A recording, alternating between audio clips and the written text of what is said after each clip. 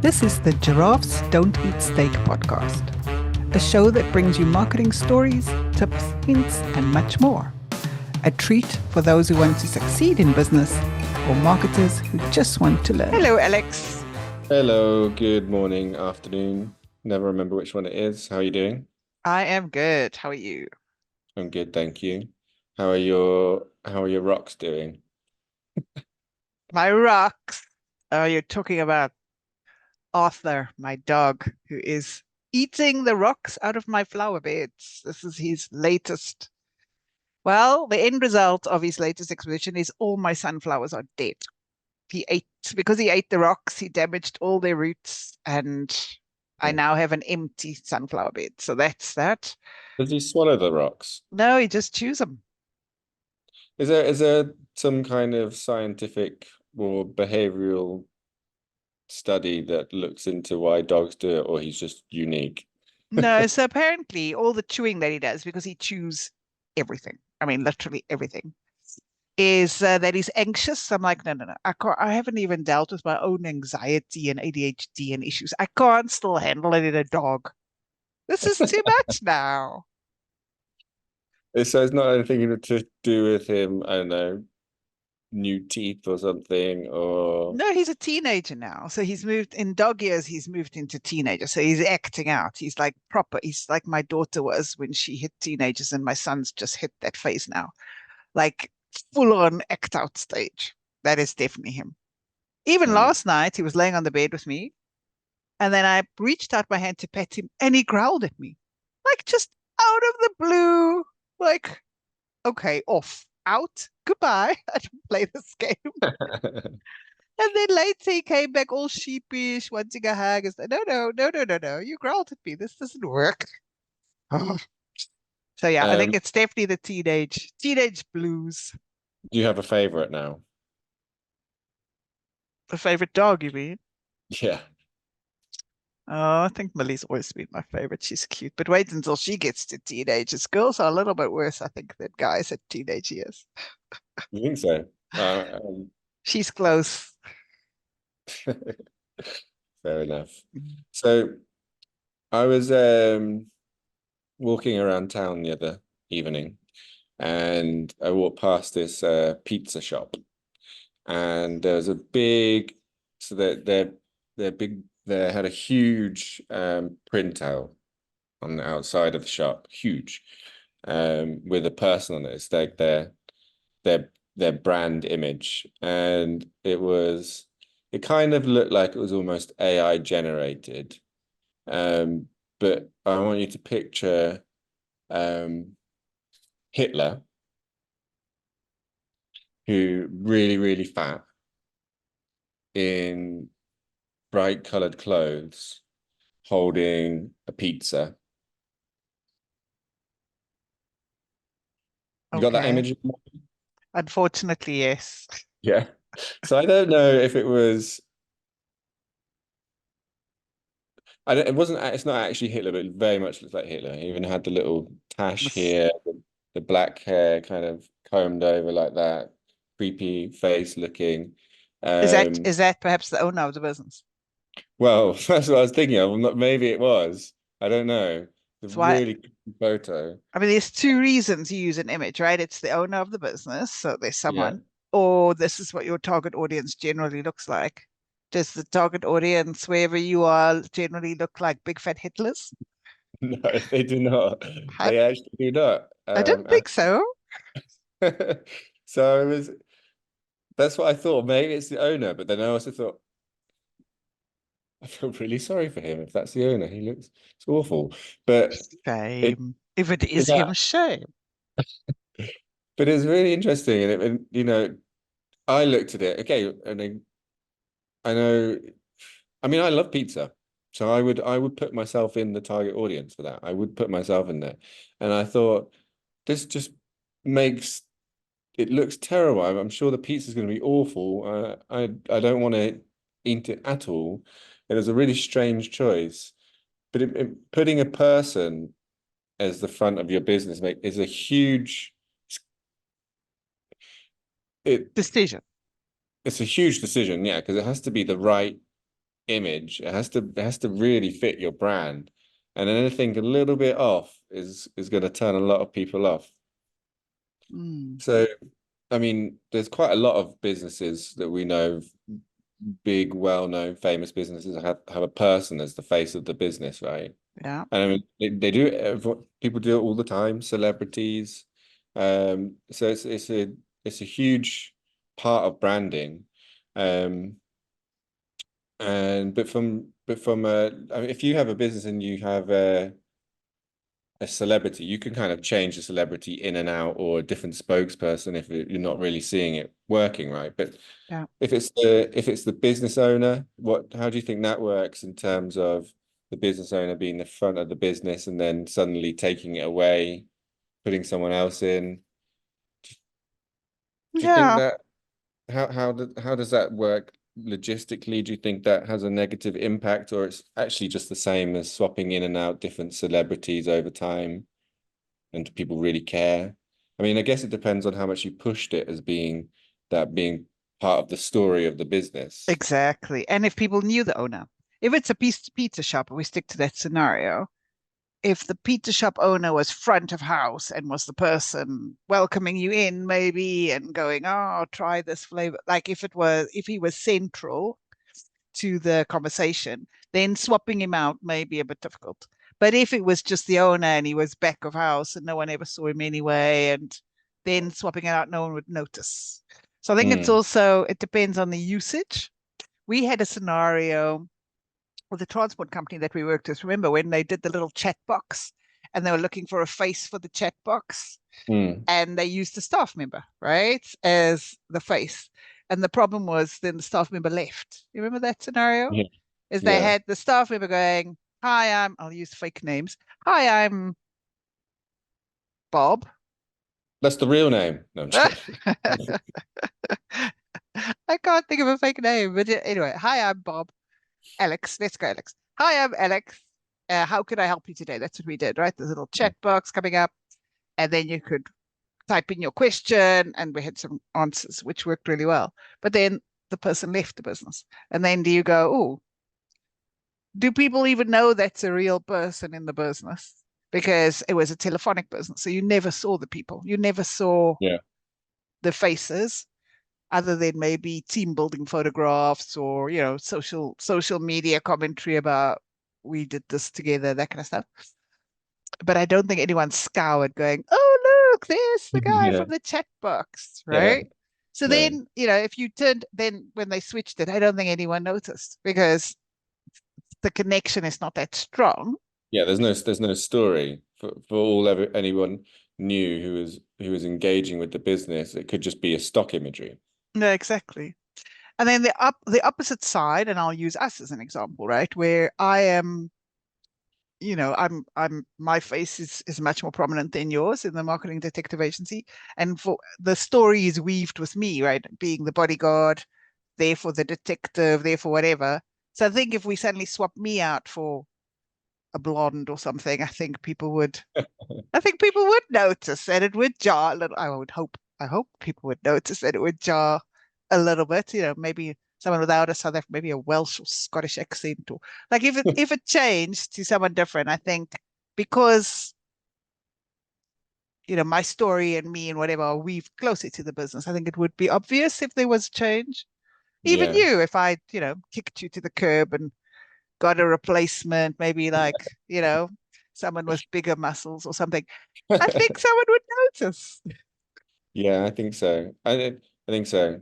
But I think it's a really powerful tool to use if the business has has grown out of a really organic story or something like that. I mean, that's why Yeah. I guess charities, for example, where somebody has had something that's affected them personally in their life, and then they've made it their mission to build a charity Yeah. to support that foundation. That person who had a really, really powerful story becomes the draw for that business, right? Because we buy into that story and we get emotionally invested into that story. Yeah. The emotional hook's very important. So so I think it's that just it is a hard decision. I think even using your own image, you need to think about the publicity that draws because Mm. you are then the face of the business. So if you do have a night on the town and end up lying in a gutter, anyone takes a picture of that, that's you and the business combined. Yeah, And we had that with some of the celebrities, remember, that we used to work with, yeah, where they exactly. would misbehave in public and it negatively affected Yeah, on the brand, right? Because it was it was an yeah, association. yeah. But when you have celebrities, you can it's easier to kick them away and kick them off and say that wasn't and distance yourself from it, from something like, I don't know, like Tiger Woods. I remember he had lots of brand sponsorships and then he had his affair or something or whatever it was, and then all of the brands were suddenly like, no, no, no, no, he's got nothing to do with us, so they can distance themselves from it a little bit. But um then you have brands like, I don't know, let's say like Apple. For a while, it's kind of, Apple's a strange one really, because it's a technology brand, but everyone knew what Apple was. It was Steve Jobs. And you think of Apple, you think of Steve Jobs, and he was everywhere with Apple, right? Yeah. But even that's an interesting case study because as businesses grow, so you may start as a small business and you are the brand, right? So initially Steve Jobs was the genius, but he was very clever about moving the brand to be about Apple and not about him. So that there was a bit of a dissociation, right? Like the marketing was about Apple, not about Steve Jobs. And I think that's part of what businesses struggle with, especially owner run businesses. As Yeah. they grow and you now have a team and it's not just about you anymore. How do you start building more and talking more about the brand? Because it's also disempowering for your team. Think about it. If you were the business, so let's say you, Alex, are the business, and everything was about you. So your story, your face, your everything. But now you're trying to grow. So you hire salespeople. If they're coming to the business of Alex, they're going to want to talk to Alex. So they're kind of disempowered. Yeah, no, that's, you make a very good point. The skill there is understanding at what point does the product outsell the personality, I guess. Exactly. And in order to grow a business, because as a one man band, right, for you, you only have so many hours in a day. Yeah. So so therefore that's the limit of your scope. If you have to take every single call, everything, every single sale, every single whatever, that's the limit of what you have. Therefore you hire people, right? That's why your business is growing, you hire people. But then if it's so closely integrated to you, and I'm thinking Tony Robbins is an example Mm. because and maybe not now, but I guess initially there was that struggle because if you were signing up to a Tony Robbins coaching session, you'd be very disappointed to find it wasn't Tony Robbins in your coaching session Exactly. Yeah. because you were paying for Tony Robbins coaching, right? Yeah. And then Mary arrives going, "Oh, I'm your coach," and you're like, "No, I I want paid Tony for Robbins. Tony Yeah. Robbins."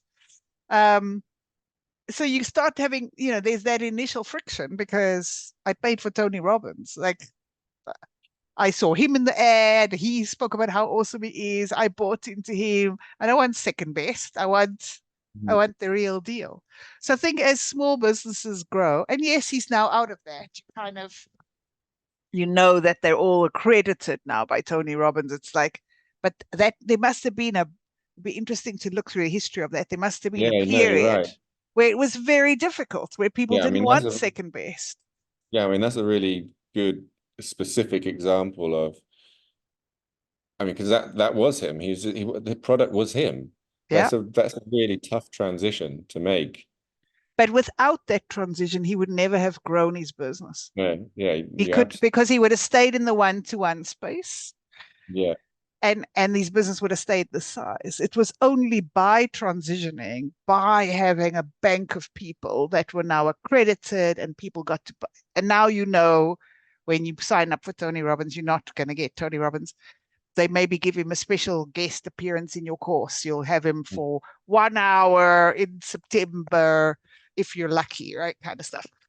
But you kind of know that now. But it would be really fascinating. I'd love to talk to him actually about how difficult that was and how he actually made that transition happen. Because I think there are lots of small business owners struggling with that exact problem, where they Yeah, can't let go of the day to day because they know they do it best, but then their business will never grow. yeah. I mean that's a yeah, it's a really interesting case. I would love to know exactly how that worked, but I guess that it gets to a point where your brand is so, or your personal brand is so well trusted that you can start to advocate something else, or you can like you said, accredit another part of it and say this is as good as me. This, right? You Yeah, know? I'm putting my Uh, stamp of approval on it. yeah, exactly. That is a tough one. That is really tough. Yeah. Um, I mean, and I mean, I'm not even there, but I struggle even to give work to my VA. yeah, I'm control freak central, right? Like yeah, even just giving work to my VA, like, but it's necessary for me to be able to step out of my business and yeah. do this stuff of Anything running with a no line business. on it is very, very hard to give to someone else, right? Yeah. Yeah. But I think it's a great tool to use, especially if there's a good story link. But I guess A, if there's a story linked behind it, and B, if you are also a very good spokesperson for your brand or business, if that makes True. sense, in terms of the power of your product. Um, I guess that one is more of the Steve Jobs side, isn't it? The Yeah. power of the product rather than his story. His story is not really, I had this problem and I did it. No, it's like he developed the tech and his story is more about the product, whereas the Tony Robbins is about I Tony Robbins. I had a problem and this is how I overcome it, came it, Yeah, and then I train people on how to overcome the same problem. Yeah, very different motivation, right? yeah. And but the first one is, I guess it must be easier to distance yourself, right? If you're If you have a more physical product. to the physical product rather than selling you as your personal brand. Yeah. But it's interesting. And then I mean your personality as I'm an introvert. I don't like being in the public eye. It's not my space. So if that's you, then it's harder, right? It's harder to Yeah. be the spokesperson stuff. Then maybe it's easier to hide behind the brand of the product.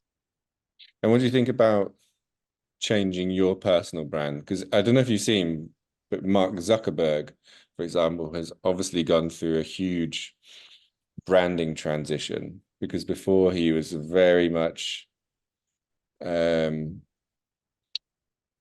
his PR team or whatever, or he was I don't know who was doing it, but he was very much trying to fit into the corporate look, as in being the leader of Facebook.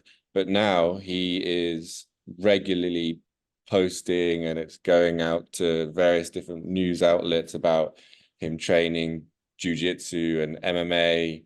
He's going to all these cool events like sporting events and things like that. You see him dressing completely differently. He's turning up to press conferences and things like that in casual wear rather than suits. But So obviously, don't you think that's also what I'm saying is there's an agent stage, right? Because there's a certain point in your career when you're like, I'm I don't need to play that game anymore. So when you're young and starting up, you kind of feel like you have to play the game to succeed, right? But then when you've kind of, and I haven't got there yet, I'm waiting, but when you reach that point of, no, I want to just be myself now. Do you think that's where he's coming from? Is just, but it also happened right after all of the huge heat they were getting from stuff like the Cambridge Analytica and things like that, where he oh, was so they probably, tried to make him more personable, you think? yeah, exactly, tried to make him more one of Oh, us. Before he was just, he he was, was coming across as the corporate greedy yeah, okay, kid, okay. you know? That's definitely PR work, right? Then you Yeah, wonder what's true. no, exactly. But it is interesting to see that, um, or the difference that.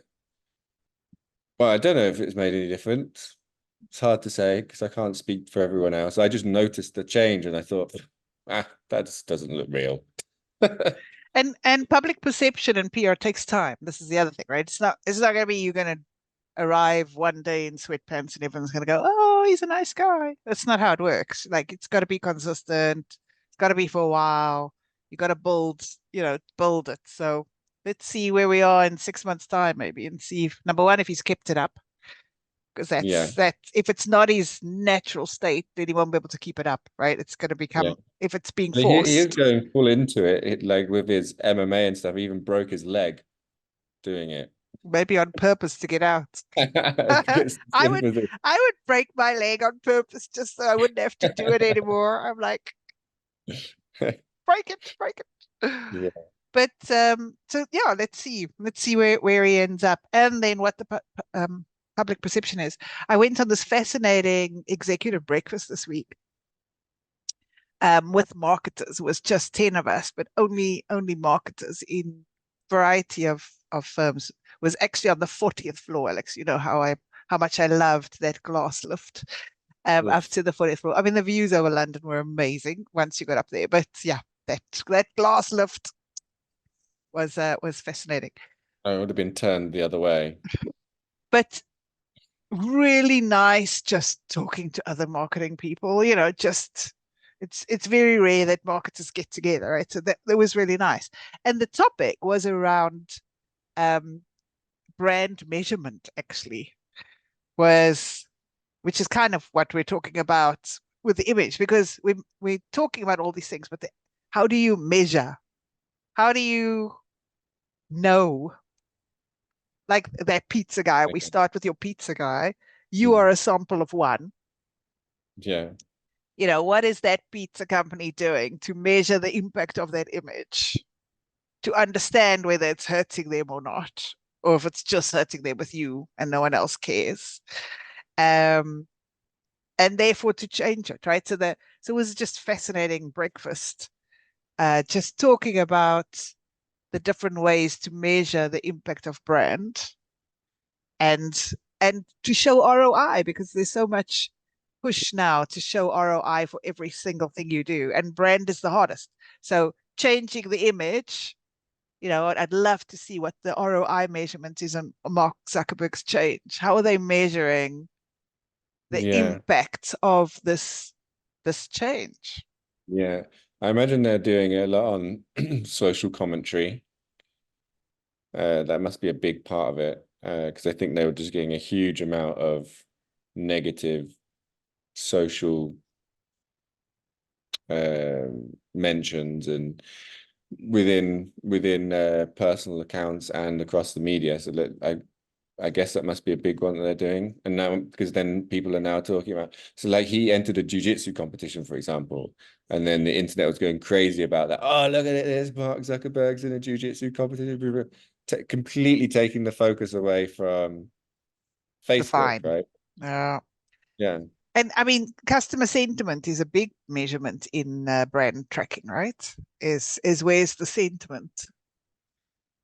yeah, Um, but yeah, it was. I mean, isn't it? That was just this week, so fascinating that that is a topic and so closely linked to the image that you use to portray your business, whether it's your own personal one yeah. or not. But it is important to have those measures in place, the Mm, measurements in place.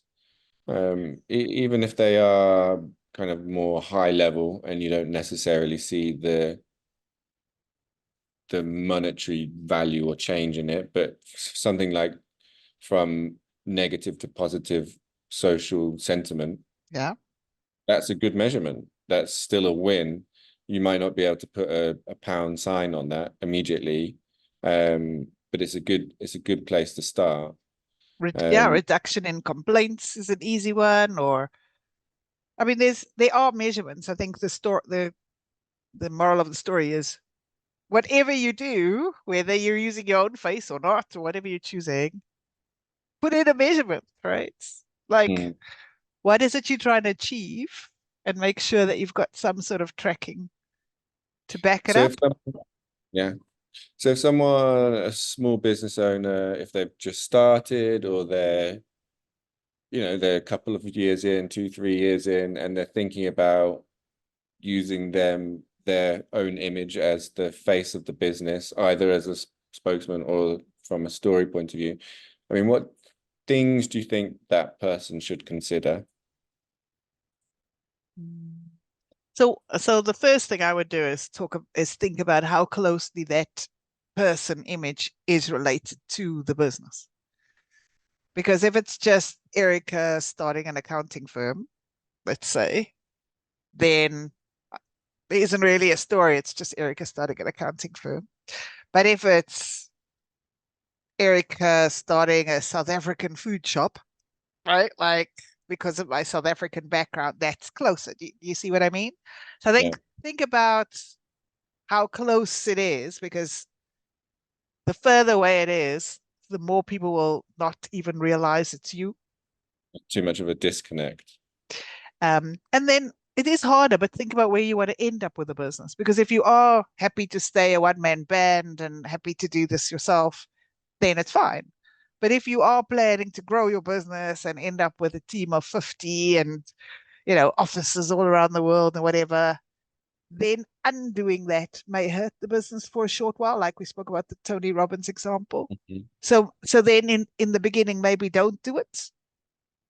Yeah, to If mean if wait until you have a big enough and solid enough foundation in terms of customer base and loyalty before you would start testing the waters of No, I'm yeah. saying then put all that effort, because all of it will be effort, whatever, whether it's your own brand or the company brand or whatever, everything will be effort.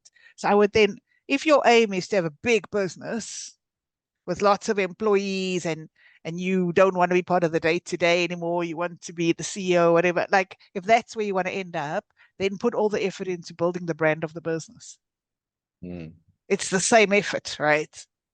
Because you're going to put effort into building the brand of you and then have to change to get people to understand, but you and the company are the Yeah. same. And then you're going to have to do that to revert. So for me, I'm lazy, Alex. That feels like hard work, where just from day one, put the work Yeah. into building the brand of the business. I guess it depends on if it's really is about you, then it's Yes. different. Like the Tony Robbins, then Then you have no choice. then you have no choice, right? But if the choice is there,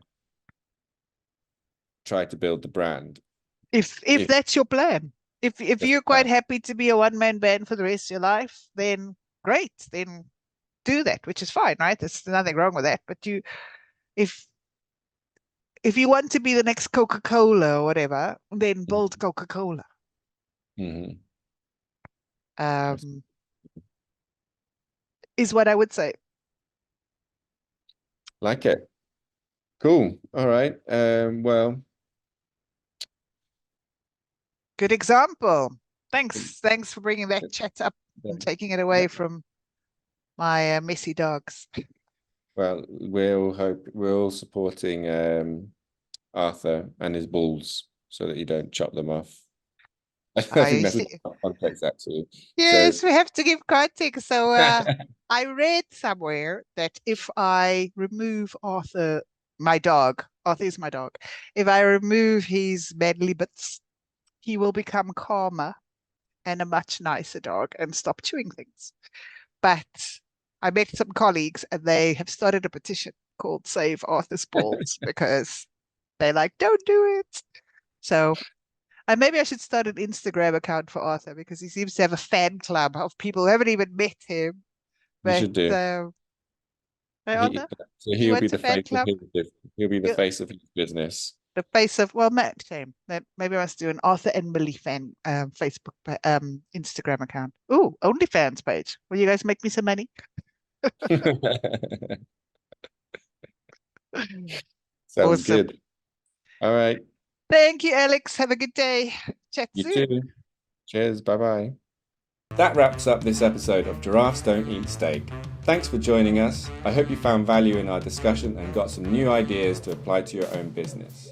Tune in next week for another round of marketing insights and inspiration. If you enjoyed this episode, please leave us a review and subscribe on Apple Podcasts, Spotify, or wherever you listen to podcasts. We appreciate you listening. Catch you next time on Giraffes Don't Eat Steak.